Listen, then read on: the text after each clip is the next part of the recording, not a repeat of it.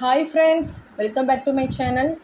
நம்ம இன்றைக்கி ரொம்பவே டேஸ்டான ஹோம்மேட் மயோனைஸ் எப்படி செய்கிறது தான் பார்க்க போகிறோம். வீட்டில் இருக்கிற பொருட்களை வச்சு மட்டுமே நம்ம ஈஸியாக ஹைஜீனிக்காக நம்ம மயோனைஸ் ரெடி பண்ணலாம். கடையில் வாங்கி சாப்பிட்ற மயோனைஸ் அவ்வளோவா நல்லதில்லை. ஸோ நீங்கள் வீட்டிலையே ரெடி பண்ணி யூஸ் பண்ணுறதுக்கு பாருங்கள். இப்போ வாங்க வீடியோக்குள்ளே போகலாம். ஃபஸ்ட்டு இந்த ரெசிபி செய்கிறதுக்கு ஒரு 2 முட்டையை இந்த மாதிரி உடச்சி நம்ம மிக்சர் ஜாரில் சேர்த்துக்கணும். ஃப்ரெஷ்ஷாக இருக்கிற முட்டையாக பார்த்து சேர்த்துக்கோங்க.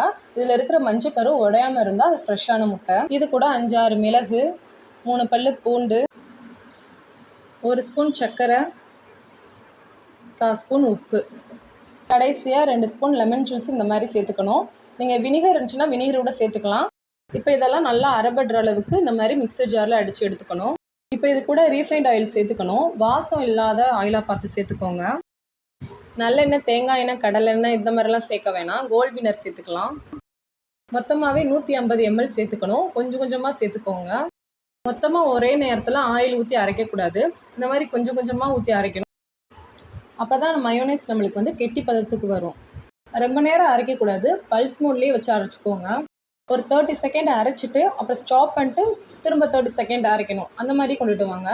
இப்போ பாருங்கள், முன்னே இருந்ததை விட நம்மளுக்கு இப்போ கொஞ்சம் நல்லா கட்டியாக இருந்திருக்கு.